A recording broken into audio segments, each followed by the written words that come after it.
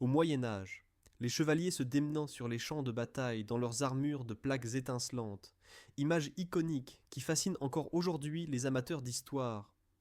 Les lourdes plaques de fer recouvrant tout le corps du guerrier inspirent le respect et soulèvent des questions. Les chevaliers ressemblaient en-ils vraiment aux chars vivants de leur époque.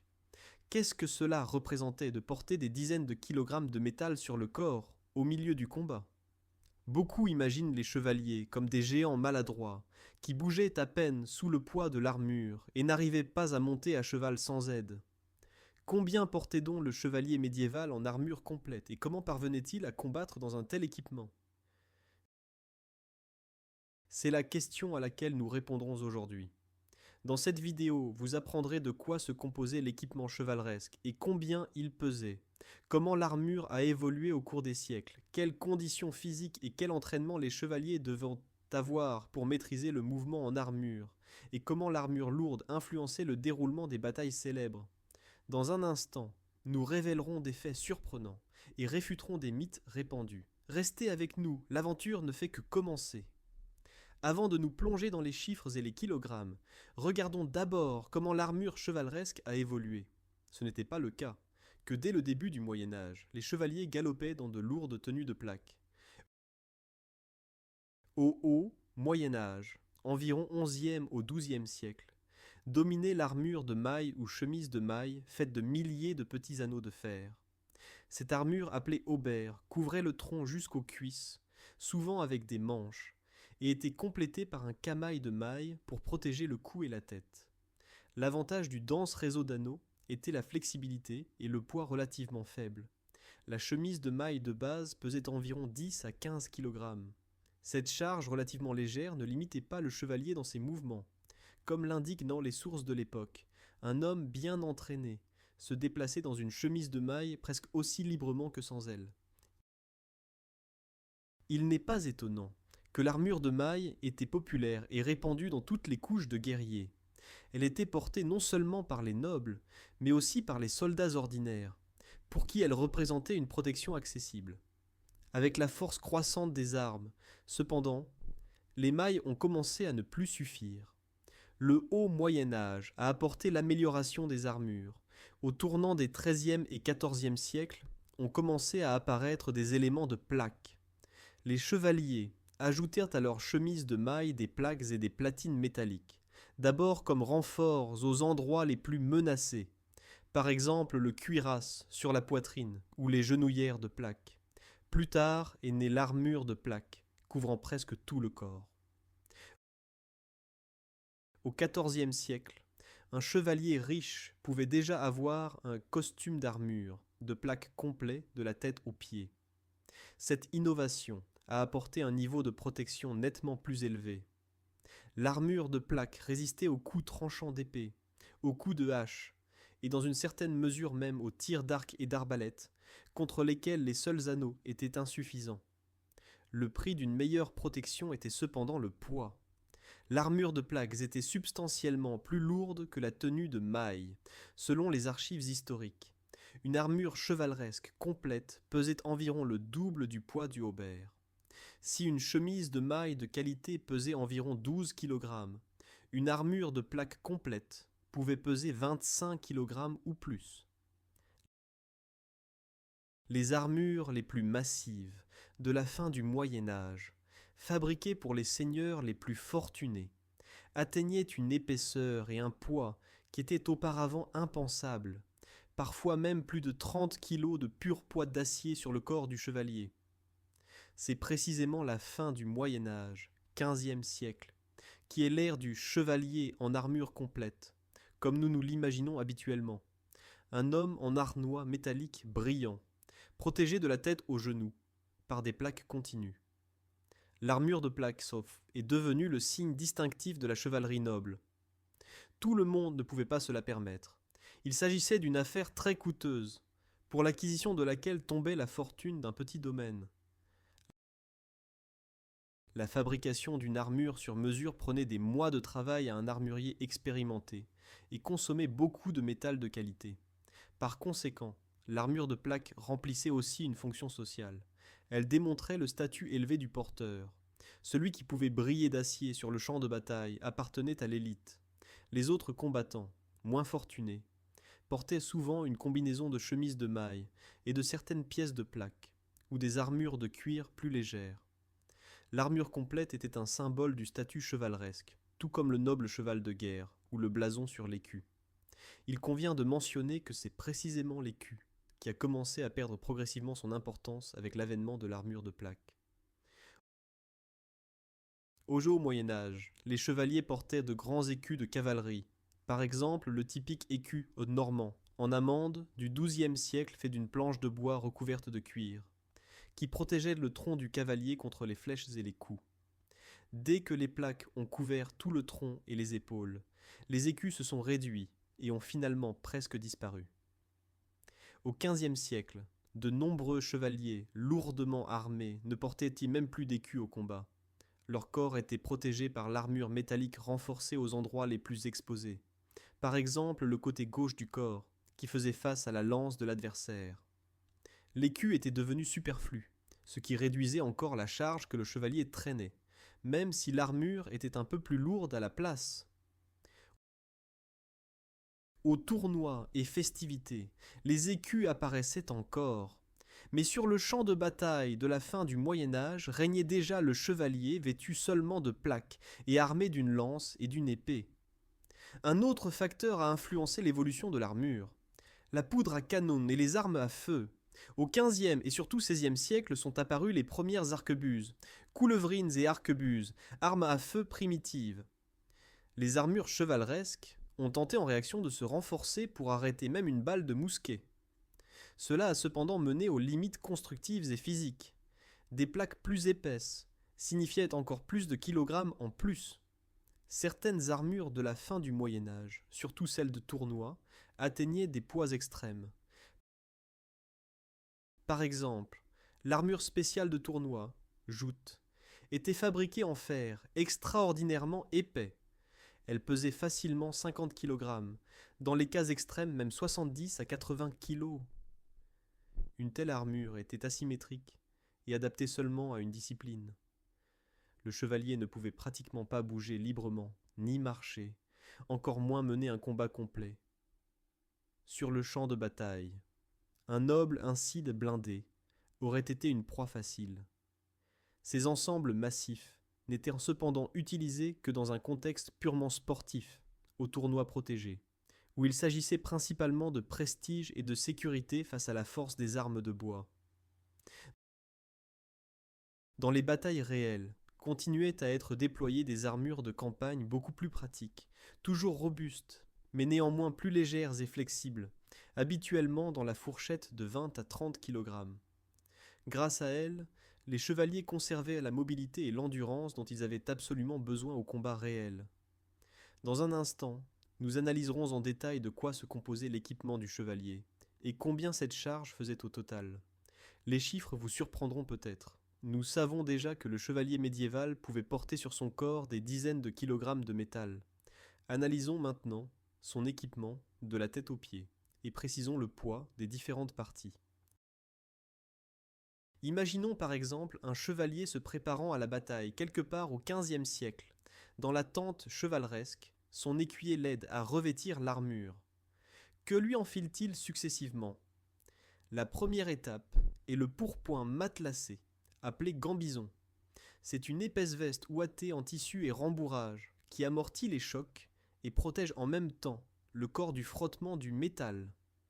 Le gambison lui-même pèse quelque chose, selon l'épaisseur et la longueur. Cela pouvait être quelques kilogrammes, disons 2 à 3 kilogrammes. Sur le chevalier vêtu du gambison vient ensuite la protection principale, l'armure. Si nous nous trouvions au début du XIVe siècle, l'écuyer enfilerait par-dessus le gambison une longue chemise de maille, aubert, jusqu'aux cuisses. Celle-ci pesait environ 12 kilos, y compris les manches de mailles attachées. Dans notre exemple de la fin du Moyen-Âge, le chevalier revêt déjà l'armure de plaque. L'écuyer l'aide à attacher les pièces individuelles. Cuirasse, plastron et dossière, jupe de plaque protégeant les hanches et l'aine, puis les protections des bras et des jambes. Aux bras appartiennent les épaulières métalliques, couvrent les bras des épaules aux coudes, les cubitières, protection articulée des coudes, et les gants, dits gantelets de plaques. Les jambes protègent les grèves d'acier sur les tibias, les genouillères couvrent les genoux, et les cuisses les cuissards. Tous ces segments sont soigneusement fixés par des sangles et des boucles. Déjà la seule cuirasse était relativement lourde, 5 à 10 kg selon l'épaisseur. Tout l'ensemble de plaques pour les membres pouvait ajouter encore par exemple 5 à 7 kg. Globalement, le poids de l'armure complète 100 ohms se situait autour de 20 à 25 kg. Chez les chevaliers plus riches et prudents, facilement même plus de 30 kg. Comme le confirme par exemple l'armurier Jiří Klepač, qui s'occupe de la fabrication de répliques d'armures historiques. L'armure chevaleresque complète de plaques pèse habituellement entre 20 et 35 kg, selon la taille de la stature et le type concret. Nous voyons que ce n'est rien de léger. Le chevalier portait en fait presque la moitié du poids d'un adulte rien que dans l'équipement de protection. Et nous n'en sommes pas encore au bout. Vient le tour du aume. Le casque typique du haut Moyen-Âge pour les lourdement armés était le dit chapeau de fer ou aume fermé. Différents types de casques pesaient habituellement 2 à 4 kg.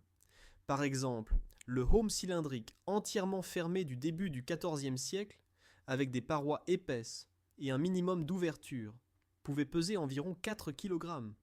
Le bassinet postérieur avec visière mobile pesait environ 2 à 3 kg. Le aume se met en dernier, juste avant le combat, souvent déjà sur le champ de bataille, car il limite la vue et par temps chaud cause un grand inconfort. Les chevaliers le portaient donc hors combat, suspendu à la selle où leur écuyer le portait. Dans notre cas cependant, le chevalier est déjà arrivé sur le champ de bataille, et dont l'écuyer lui met le lourd aume d'acier et fixe les lanières sous le menton. Le chevalier ne voit maintenant presque plus périphériquement, et n'entend que de façon étouffée. Mais sa tête est en sécurité. N'oublions pas l'armement offensif. Le chevalier est un guerrier d'élite, dont il apporte au combat plusieurs armes. Son attribut typique est l'épée. Lame de qualité, forgée en acier, longue d'environ 1 mètre. Bien que les épées paraissent imposantes, ce ne sont pas d'énormes masses. Le poids moyen d'une épée médiévale à une main était d'environ 1,5 kg. Une longue épée à 2 mains pouvait peser 1,5 kg à 2 kg. Le chevalier portait l'épée suspendue à sa ceinture dans un fourreau, dont il sentait aussi ce poids sur lui, même s'il était relativement petit. Il y a ensuite la lance, ou lance chevaleresque, arme principale pour l'attaque à cheval. Celle-ci était en bois, longue d'environ 3 à 4 mètres. Les lances du haut Moyen-Âge étaient légères, plutôt des javelots pour percer. Mais au XIVe siècle, avec l'avènement de la cavalerie lourde, avec la technique de la lance couchée, les lances chevaleresques se sont allongées et alourdies. Les chroniques indiquent qu'à l'époque de la guerre de 100 ans, les lances chevaleresques atteignaient une longueur de plus de 4 mètres et leur poids pouvait être même de 8 à 10 kg, pour avoir la force de pénétration et la solidité appropriée. Les lances vraiment extrêmement lourdes de plus de 15 kg étaient utilisées plutôt pour les collisions de tournoi, non dans le combat réel. Un soldat avec un tel fardeau serait vite épuisé en campagne. La lance de combat pour une bataille réelle pesait donc environ plusieurs kilogrammes, et le chevalier la soutenait lors de l'attaque avec l'aisselle et un crochet spécial sur l'armure appelé arrêt. Celui-ci avait pour tâche de répartir une partie du poids de la lance et surtout son impact sur tout le corps, à travers la cuirasse, pour ne pas déboîter le bras du chevalier. Lors de la charge avec la lance tendue en avant, le chevalier portait donc cette arme dans la main droite, appuyée sur l'arrêt de la poitrine. Le cheval devait supporter non seulement le chevalier, mais aussi l'énergie cinétique de la lance. Outre l'épée et la lance, le chevalier a encore des armes secondaires, un poignard, dit miséricorde, avec lequel il achevait les adversaires abattus par les interstices de l'armure, d'un poids de seulement quelques centaines de grammes, et souvent aussi une masse d'armes ou un marteau de guerre, efficace contre les hommes d'armes. Ceux-ci pouvaient peser environ 1 à 3 kg. L'écu, comme nous l'avons mentionné, Le chevalier de la fin du Moyen-Âge ne le portait souvent pas, ou seulement un petit. Mais si oui, un écu de bois recouvert de cuir et de ferrure pesait environ 3 à 6 kg selon la taille. Par exemple, un grand écu de cavalerie du XIIe siècle, forme d'amande, pouvait peser environ 5 kg. Un petit écu gothique, pavois, du XIVe siècle était plus léger. L'écu se portait au bras gauche, donc son poids contribuait aussi à la charge totale du chevalier. Quand on additionne tout cela, le chevalier en armure de campagne complète portait sur son corps environ 30 à 35 kg d'équipement et d'armement. Bien sûr, cela dépendait de la situation concrète, de l'équipement et de la stature. Les chevaliers plus légèrement équipés, par exemple au XIIIe siècle avec prédominance de l'armure de maille, ne portèrent peut-être que 15 à 20 kg.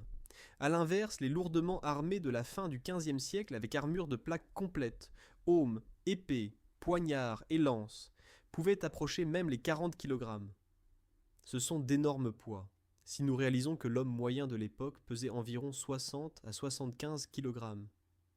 Le chevalier portait donc presque la moitié de son propre poids, en plus sous forme de métal et de bois, et malgré tout cela devait combattre et vaincre. Comment était-ce possible ? La réponse réside dans la combinaison d'une excellente condition physique des chevaliers, de la construction ingénieuse de l'armure et aussi dans l'utilisation de chevaux et de serviteurs, qui facilitèrent beaucoup de choses aux chevaliers. Encore sur cette monte à cheval, la plupart des chevaliers étaient de la cavalerie combattante, donc comptaient sur leurs destriers de guerre pour les porter au combat. Le cheval portait donc non seulement le chevalier, mais aussi tout son armement. Les éleveurs médiévaux sélectionnaient donc des chevaux de guerre spéciaux, destriers, qui étaient forts, musclés, et supportèrent de porter une grande charge. Les historiens estiment qu'un cheval de guerre bien bâti pouvait peser 500 à 600 kg, et un cheval en général peut porter environ un cinquième de son propre poids. Cela signifie qu'un cheval chevaleresque de 600 kg pouvait porter environ 120 kg, donc le chevalier avec son équipement complet. Ce n'est pas par hasard que les élevages de l'époque entraînaient les chevaux précisément pour qu'ils portent sans difficulté un homme armé. Un cheval fort était vitalement important pour le chevalier, et dont les nobles les plus riches se procuraient non pas un, mais plusieurs chevaux de guerre. Si un animal tombait au combat ou s'épuisait, on le remplaçait. Le chevalier a aussi des pages et des écuyers, des assistants qui l'aident avec l'armure. Ses serviteurs lui portèrent l'écu ou la lance lors des déplacements, l'aidaient en selle et prenaient soin de l'équipement. Le chevalier n'avait donc heureusement pas à porter ses 30 kilos sur le dos toute la journée comme un soldat d'aujourd'hui son sac à dos. Il ne revêtait l'armure complète qu'avant le combat, et lors de la marche une partie de la charge voyageait sur des mulets ou la domesticité. Même ainsi, le chevalier en armure complète était considérablement chargé au combat. Son succès dépendait de sa force et de son entraînement. Dans cette vidéo, nous venons de découvrir que l'armement chevaleresque n'était vraiment pas une plume. Mais qu'en est-il des chevaliers eux-mêmes ? Comment étaient-ils physiquement équipés pour pouvoir combattre avec une telle charge ? Dans un instant, nous regarderons l'entraînement rude des guerriers médiévaux et révélerons comment ils se construisaient pour la force et la condition. Le simple mot « chevalier » évoque un homme courageux et fort. Les nobles du Moyen-Âge se préparaient dès leur jeunesse au métier guerrier. Et il ne s'agissait pas seulement de stratégie et d'équitation, mais très intensivement aussi de préparation physique. Le futur chevalier, dès son plus jeune âge, entraînait son corps pour porter le poids de l'armure et supporter l'effort du combat rapproché. Les garçons nobles, souvent déjà vers 7 ans, commençaient comme pages dans les châteaux de seigneurs supérieurs, où ils servaient, observaient et s'entraînaient. Plus tard comme écuyers, ils accompagnaient les chevaliers aux batailles et se perfectionnaient dans les compétences de combat. Une partie de cette éducation était l'entraînement quotidien aux armes. Escrime avec des épées de bois, lutte, chasse à cheval, lancer de javelot, tir à l'arc, natation en armure et autres activités qui développaient la force, l'agilité et l'endurance. Un jeune homme de famille noble grandissait donc pratiquement avec une épée à la main et s'habituait progressivement aussi au port de l'armure. Il ne fait aucun doute que les chevaliers étaient à leur époque parmi les gens les plus robustes et les mieux entraînés. Similairement à aujourd'hui où les unités spéciales de l'armée ou les sportifs professionnels sont nettement, physiquement au-dessus de la moyenne de la population. Les sources et chroniques de l'époque mettent souvent en avant la force extraordinaire des chevaliers célèbres. Dans les épopées héroïques, on écrit sur des guerriers qui d'un coup tranchaient l'ennemi avec son cheval, ou sur des combattants qui par pure force pliaient des fers à cheval.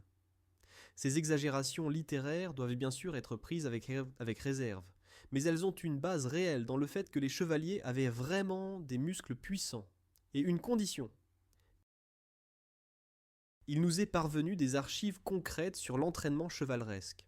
Par exemple, le maréchal Jean II, le Mingredi Boucicaut, vivant au tournant des XIVe et XVe siècles, était célèbre pour un exercice physique incroyable. Ses contemporains écrivaient de lui qu'il faisait quotidiennement divers exercices en armure complète. Selon les archives, Boucicaut arrivait à sauter en selle sur un cheval en armure complète sans utiliser l'étrier, seulement par sa force et son élan. Imaginez cela. Un chevalier enveloppé d'environ 30 kilos de fer se met à courir et d'un seul bond se hisse sur le dos d'un grand cheval de guerre. Cela demande de sérieux muscles dans les jambes et les bras. Et Boucicaut allait, paraît-il, encore plus loin. Il grimpait en armure, à l'échelle vers le haut, en utilisant seulement les mains, alors que l'armure pesait environ 25 à 30 kg et lui montait à l'échelle barreau par barreau, uniquement par la force des bras. Cette préparation presque acrobatique lui assurait une force fantastique de préhension et de tout le corps, exactement ce dont un chevalier avait besoin au combat. Boucicaut aimait aussi courir en armure complète sur de longues distances, ou organiser des duels d'entraînement, où il frappait et perçait avec persistance l'épée dans une figurine d'exercice de longues minutes, pour renforcer les bras. Ces témoignages montrent que les chevaliers d'élite étaient extraordinairement physiquement robustes et entraînés pour les situations de combat. Si nous les mesurions à l'aune d'aujourd'hui, ce seraient des athlètes de haut niveau, qui renforcent et s'exercent à la technique chaque jour. Tous les chevaliers n'étaient cependant pas un second Boucicaut. Parmi les nobles, il y en avait certainement qui négligeaient l'entraînement et comptaient plus sur leurs subordonnés ou sur la chance. Ceux-là découvraient alors rapidement au combat l'inconvénient d'une faible condition. En général, cependant, la culture chevaleresque mettait un grand accent sur la préparation physique. Les chevaliers mesuraient de leur force au tournoi, respectaient les combattants forts et agiles, et les manuels d'époque sur l'art de la guerre conseillaient d'exercer le corps chaque jour. Par exemple, en Italie, du XVe siècle existaient des écoles d'armes, associations d'entraînement, où la jeunesse noble apprenait à manier les armes et se renforçait en armure complète par exemple en grimpant aux arbres ou par la lutte. Force, endurance, nerfs solides et résistance à la douleur, tout cela se cultivait dans l'entraînement chevaleresque. Grâce à cela, les chevaliers arrivaient ensuite à faire ce qui aurait détruit un homme normal, combattre même plusieurs heures avec des pauses, sous un lourd aume et une cuirasse, et être encore capable de porter le coup décisif. Il est aussi vrai que les chevaliers étaient souvent physiquement plus robustes que le peuple simple. Ils avaient généralement une meilleure nutrition depuis l'enfance, mangèrent plus de protéines, viande, lait, et avaient moins faim. Cela se manifestait sur leur constitution physique. Le chevalier moyen était certes peut-être seulement de quelques centimètres plus grand que les sujets, mais avait une musculature nettement plus forte. Les trouvailles de restes squelettiques de guerriers nobles du Moyen-Âge montrent parfois des insertions musculaires fortement développées sur les os osseeux, spécialement sur les bras et les épaules, ce qui témoigne d'une charge régulière. Escrime, tir à l'arc, équitation. Les chevaliers s'entraînaient pour ainsi dire le corps, pour porter l'armure et pour pouvoir bouger rapidement, et sûrement même avec une charge supplémentaire. Quand un tel chevalier entrait en bataille, il était en forme optimale, prêt à affronter l'ennemi face à face. Nous avons donc devant nous l'image du chevalier comme sportif de haut niveau de son époque. Mais la condition est une chose, et le combat réel une autre. À quoi cela ressemblait-il quand le chevalier en armure complète partait vraiment sur le champ de bataille ? Était-il agile, ou se transformait-il en golem lourdeau? Dans un instant, nous réfuterons plusieurs mythes répandus sur la mobilité des chevaliers en armure et regarderons ce que disent les expériences et mesures modernes. Autour des chevaliers médiévaux en armure complète existe un mythe persistant, qu'ils étaient terriblement maladroits. Les films montrent parfois comment les chevaliers grimpent à peine, encore moins courts, comment ils ont besoin d'une grue pour les mettre en selle, et comment ils sont après une chute impuissants comme une tortue retournée sur sa carapace. Ces représentations sont cependant nées plutôt d'une incompréhension ou d'une confusion avec les armures de tournoi lourdes mentionnées ci-dessus. Les chroniqueurs médiévaux, et aujourd'hui aussi, les expériences historiques, confirment que le chevalier en armure de campagne de qualité était capable de prouesses admirables. Après tout, nous avons déjà mentionné que les guerriers entraînés en armure arrivaient à courir, sauter et même grimper. L'armure était construite pour ne pas gêner le mouvement des articulations. Les plaques individuelles s'emboîtaient et se chevauchaient avec du jeu, de sorte que le chevalier pouvait plier les genoux et les coudes, tourner le corps, se pencher en selle ou brandir l'épée haut, au-dessus de la tête. Bien sûr, la cuirasse de plaque limite un peu. On ne peut pas, par exemple, lever les bras complètement perpendiculairement vers le haut ou faire un pont gymnique. Mais tous les mouvements de combat habituels étaient réalisables. Les manuels de combat de l'époque, par exemple les manuscrits médiévaux des maîtres d'escrime italiens et allemands, contiennent même des techniques de combat en armure complète au corps à corps, lutter, renverser l'adversaire, effectuer des roulades et des chutes. Cela n'aurait pas de sens si l'homme d'armes ne savait pas se relever du sol ou lever la main au-dessus de la tête. Les chevaliers eux-mêmes devaient d'ailleurs compter avec le fait qu'ils pouvaient être renversés de cheval, et c'est exactement ce qui arrivait dans les batailles, puis le combat continuait à pied. Les chroniques de la guerre de 100 ans décrivent plus d'une scène où un chevalier, après une chute de cheval, dégainait l'épée ou la hache et continuait à se battre à pied. Ces témoignages montrent clairement que le chevalier en armure était un combattant à part entière même hors de selle. Le poids de l'armure lui causait certes des difficultés, mais ne le paralysait certainement pas, comme les gens le pensent parfois. Pour être juste, certaines situations rendaient tout de même le mouvement difficile au chevalier. Par exemple, un terrain boueux.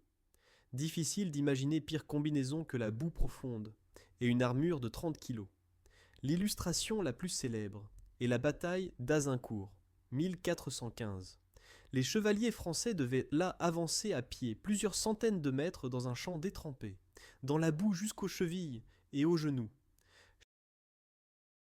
Chaque pas dans la terre imbibée était une corvée. Les bottes s'enfonçaient, l'armure tirait vers le sol.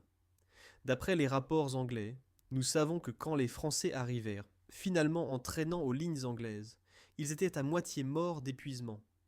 La lourde armure imbibée de boue leur était encore alourdie, et les chevaliers haletaient. Beaucoup n'eurent même pas le temps de lever leurs armes, quand se jetèrent sur eux les fantassins anglais bien plus frais. La description écrite de la bataille indique que les chevaliers français tombaient dans la boue comme des mouches, non parce que l'armure elle-même les aurait fait chuter, mais parce que la combinaison du poids et du terrain les avait complètement épuisés. Ceux qui tombaient avaient alors très difficilement se relever, s'ils y arrivaient. Dans la boue, la cuirasse d'acier se transformait de protecteur en fardeau. Les soldats anglais achevaient alors, paraît-il, les chevaliers couchés avec des masses. Un lourdement armé qui ne se relevait pas assez vite n'avait aucune chance. Azincourt montre donc que la mobilité du chevalier au combat dépendait aussi des circonstances. Sur une prairie sèche et plane, la cavalerie française en armure complète aurait dispersé l'ennemi. Mais dans la boue et à pied, les chevaliers devenaient des cibles faciles. Dans des circonstances normales, cependant, l'armure chevaleresque ne représentait pas un tel inconvénient. Sur une surface ferme, le chevalier pouvait courir et même sprinter. Les reconstructeurs modernes l'ont d'ailleurs testé. Une personne en armure arrive à faire une roulade, sauter et même danser. Oui, il existe aussi de telles vidéos amusantes où un groupe de chevaliers en armure complète, danse étonnamment lestement. Et qu'en est-il de la fameuse histoire sur la grue pour hisser le chevalier en selle? Celle-ci était née probablement de l'observation de tournois de la fin de la Renaissance, quand déjà au XVIe siècle, les chevaliers empereurs, par exemple Maximilien Ier, portèrent des armures extrêmement lourdes, et on les hissait effectivement sur le cheval par commodité avec un palan. Au Moyen-Âge, rien de tel n'était habituel. Aider en selle pouvait être que l'écuyer tienne l'étrier ou soutienne le seigneur, mais le chevalier devait savoir monter à cheval seul, et comme nous l'avons mentionné, les meilleurs sautèrent même dessus. Essayons de résumer. L'armure de plaque complète d'un poids de 25 à 30 kg ne paralysait pas le chevalier par elle-même. La construction de l'armure permettait une assez bonne liberté de mouvement, et une personne entraînée savait s'en sortir. Le problème était cependant la fatigue. Courir, faire de l'escrime et se battre dans une telle charge coûte une énorme quantité d'énergie. Les expériences d'aujourd'hui le confirment avec des chiffres précis. Des scientifiques britanniques ont mené un test où ils ont fait marcher et courir des volontaires en réplique d'armure médiévale sur un tapis roulant. Ils mesuraient en même temps la consommation d'oxygène et le rythme cardiaque. Les résultats ? Le mouvement en armure complète était environ 100 à 130% plus énergivore que le même mouvement sans charge. Autrement dit, le chevalier devait dépenser plus du double d'efforts, par exemple, pour marcher en comparaison avec une personne normale sans armure. Intéressante aussi est la comparaison avec un sac à dos. Si le chevalier portait ses 30 kilos de métal sur le dos dans un sac, la difficulté du mouvement n'augmenterait que d'environ 70%. L'armure répartie sur le corps chargeait l'organisme beaucoup plus que le même poids sur le dos. La raison est principalement le fait que les plaques d'acier sur les membres augmentent l'inertie. Les bras et les jambes sont lourds. La personne à chaque pas dépense de la force en plus pour mettre en mouvement puis arrêter sa propre armure. En plus, la cuirasse rigide comprime un peu la poitrine et limite les respirations les plus profondes. Le chevalier s'essouffle donc plus vite. Tout cela mène à un épuisement plus précoce. Comme l'a remarqué un historien, le chevalier porte en fait ses poids de musculation personnelle toujours avec lui. Au combat réel, les chevaliers ne pouvaient donc pas simplement courir çà et là des heures entières. Ils risquaient de s'essouffler et de s'affaiblir. C'est pourquoi le combat des lourdement armés se déroulait d'une certaine manière. Nous y reviendrons dans un instant dans le chapitre suivant. Cela inclut aussi la question: que se passait-il quand le chevalier tombait à terre? Arrivait-il à se remettre seul debout? En principe, oui. Le chevalier arrivait à se relever sans aide extérieure, s'il n'était pas blessé. D'ailleurs, au tournoi, les chevaliers éliminés par une chute de cheval étaient habituels, et il n'arrivait pas qu'ils restent couchés comme des scarabées. En armure de plaque, on peut faire un squat et s'asseoir par terre et se relever. C'est plus difficile. Imaginez que vous avez sur vous une veste lourde et des chaussures de montagne. Mais c'est possible. Mais encore une fois entre en jeu la fatigue. Le chevalier qui était tombé par exemple après une longue course ou avait été renversé par la force pouvait être secoué et essoufflé. Dans une situation tendue, il avait donc parfois besoin d'aide, surtout si des ennemis fondaient immédiatement sur lui. Au combat un contre un, l'adversaire laissait peut-être courtoisement le chevalier se relever, au moins au tournoi ou en duel, mais sur le champ de bataille, aucune politesse ne valait. Donc quand un chevalier tombait au milieu de la mêlée et ne se relevait pas un moment, l'ennemi pouvait profiter de l'impuissance de quelques secondes et le transpercer par un interstice de l'armure. Un chevalier couché était simplement une cible plus facile, même s'il arrivait à bouger. Ainsi naissaient les histoires de comment l'armure emprisonnait le chevalier. La vérité est que ce n'était pas l'acier, mais l'épuisement et les circonstances qui en faisaient une victime sans défense. Et maintenant, sachant que le chevalier arrivait à être étonnamment mobile en armure, concentrons-nous encore sur la durée de tout cela. Comment les chevaliers géraient-ils la fatigue, la chaleur et le stress de la bataille? Nous allons tout de suite dire quels trucs ils utilisaient pour ne pas surchauffer dans la lourde armure et quand ils étaient au bord de l'épuisement. Les batailles des médiévales n'étaient pas qu'une question de minutes. Il s'agissait souvent d'heures de mouvement et d'attente éprouvant pour les nerfs, quand les armées se tenaient face à face et rassemblaient le courage d'attaquer. L'affrontement lui-même pouvait alors se dérouler en plusieurs vagues. Les chevaliers ne combattaient habituellement pas sans interruption du matin au soir. Les combats intenses alternaient avec des pauses pendant lesquelles les deux camps se reposaient, se regroupaient ou négociaient. Cette réalité jouait en faveur des hommes d'armes. Ils avaient en effet besoin de temps pour reprendre leur souffle et récupérer leurs forces. Selon l'historien Niklaus Roberts, la plupart des batailles du Moyen Âge se déroulaient en vagues, durant au maximum 10 à 15 minutes de combats furieux, suivis de pauses. Dans ces pauses, les chevaliers reprenaient leur souffle, buvaient de l'eau ou du vin et étaient soignés par leurs écuyers. L'image typique est que l'écuyer fidèle pendant le moment de calme accourait vers le chevalier, l'aidait à descendre de cheval et tendait une outre d'eau ou de vin dilué pour que le seigneur boive. Le chevalier pouvait momentanément enlever son aume, essuyer la sueur de son visage et respirer l'air frais, ce qui aidait beaucoup contre la surchauffe. Même quelques minutes d'un tel entracte suffisaient pour que le chevalier reprenne de nouvelles forces et que l'armure refroidisse un peu.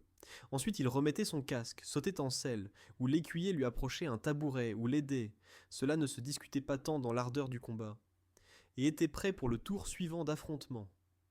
Cette tactique de combat par intervalle permettait en fait au chevalier de gérer même de très longs affrontements, s'il y avait le temps de récupérer. Mais les circonstances ne permettaient pas toujours le repos.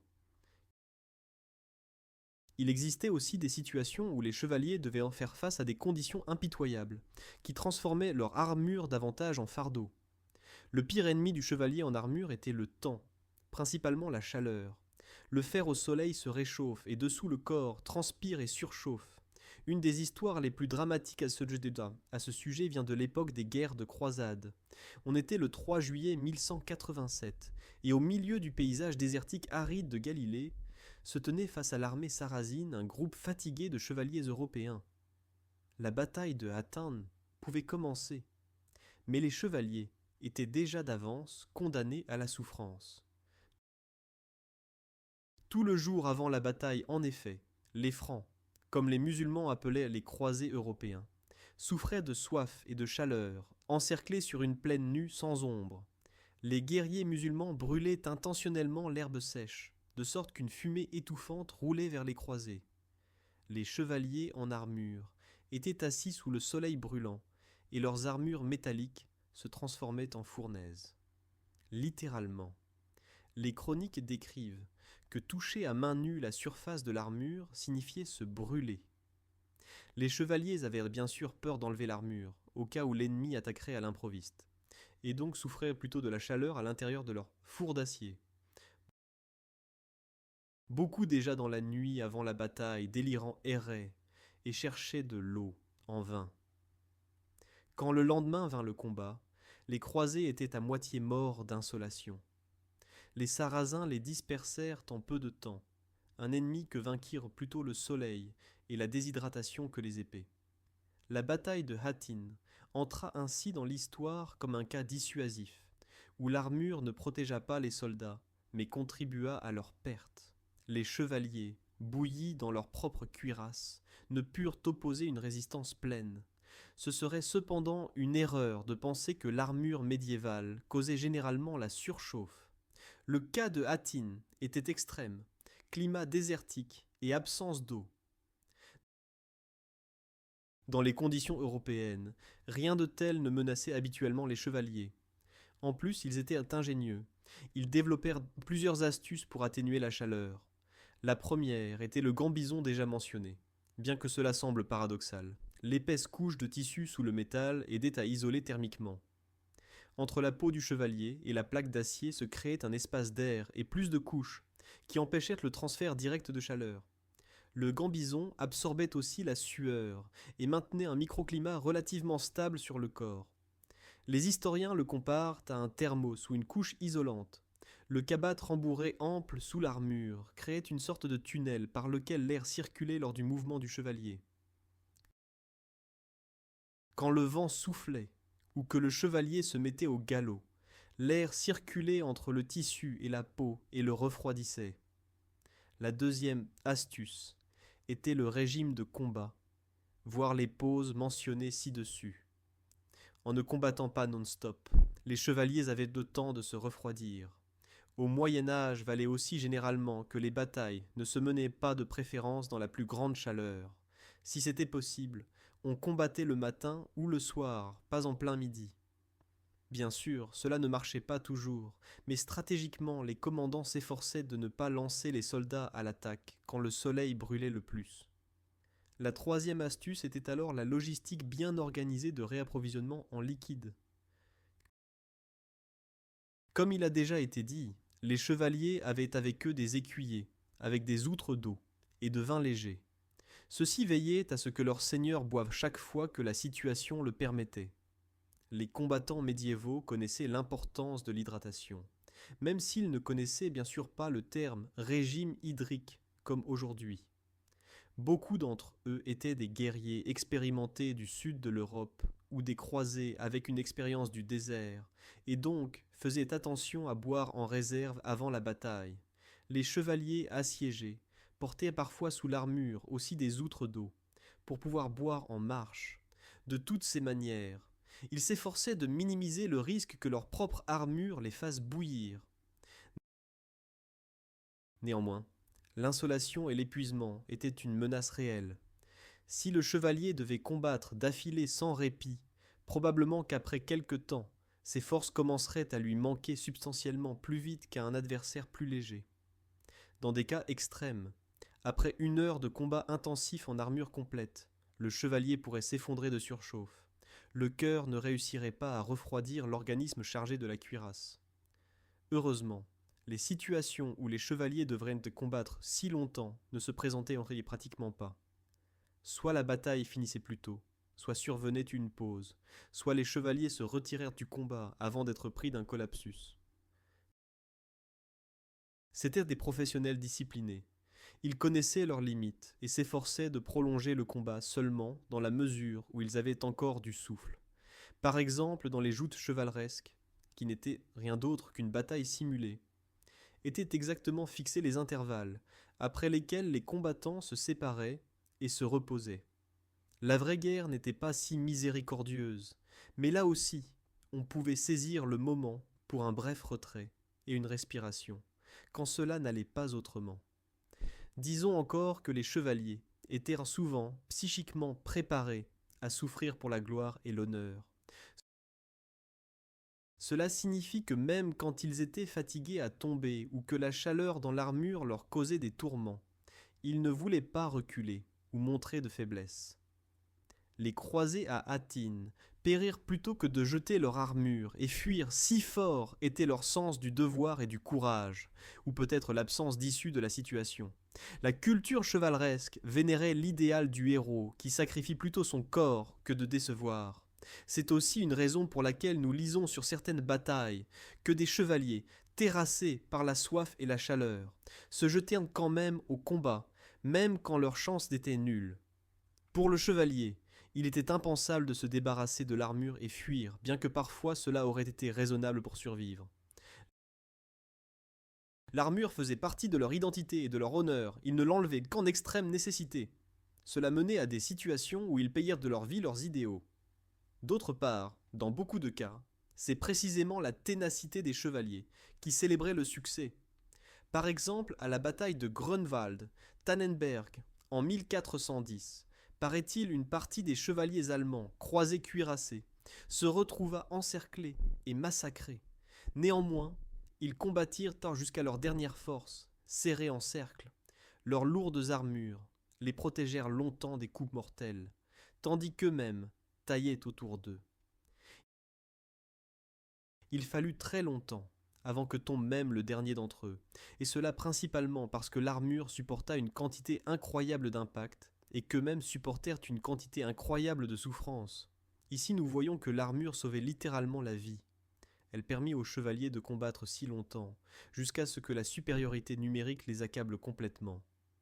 de ce qui précède, il est clair que le chevalier en armure complète était une machine de guerre remarquablement efficace, mais aussi que la physique et la physiologie humaine ne se trompent pas. Des dizaines de kilogrammes en plus signifient que la personne tient moins longtemps et a besoin de plus de repos.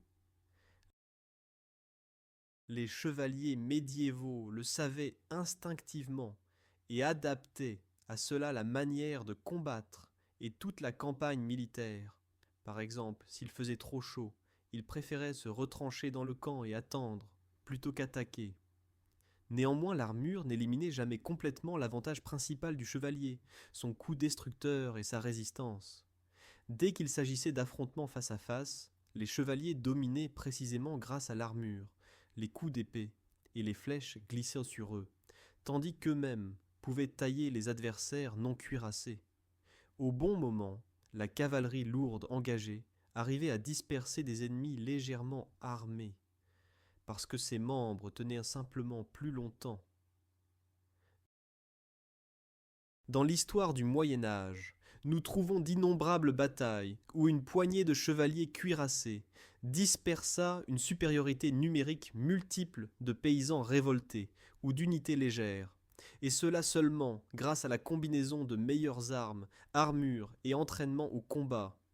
Poids ou pas poids, les chevaliers vaut en eux qu'une force redoutée. C'étaient des professionnels qui connaissaient le prix de la protection et étaient prêts à porter son fardeau sur leurs épaules, même au prix de l'inconfort. Quand nous réfléchissons à l'histoire des chevaliers et de leurs lourdes armures, nous découvrons qu'elles ressemblent en beaucoup de choses à la situation des soldats modernes. Même les armées d'aujourd'hui résolvent constamment le dilemme.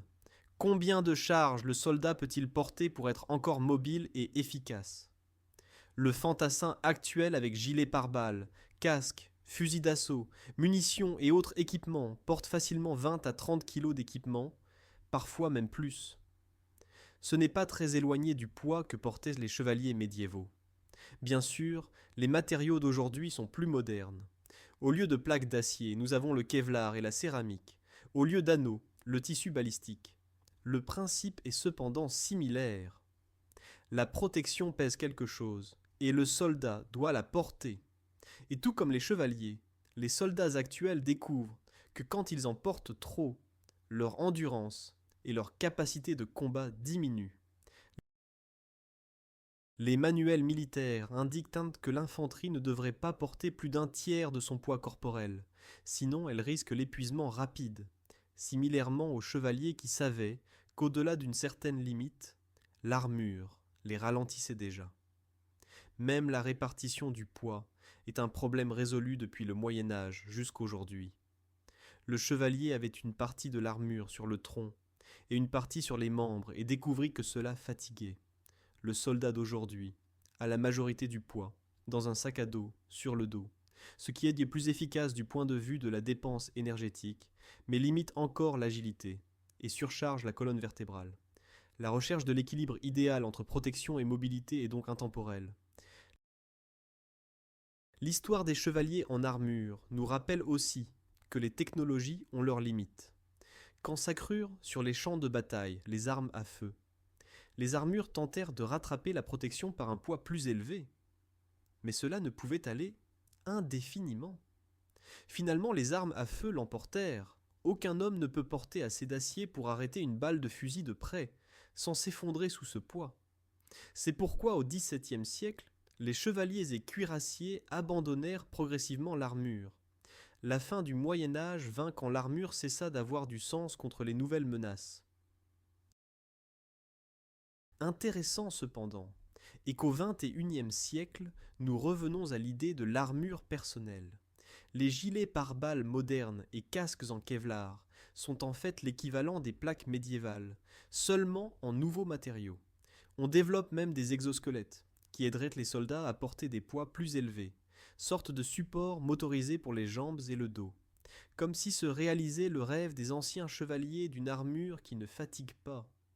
Outre les soldats, nous trouvons l'équivalent des lourdement armés, aussi dans d'autres métiers aujourd'hui. Par exemple, les pompiers ou artificiers portent des tenues spéciales anti-feu et de protection, qui pèsent aussi environ 30 kg. Qui a vu un artificier en combinaison de désamorçage, le chevalier en armure de plaque lui semblera certainement familier.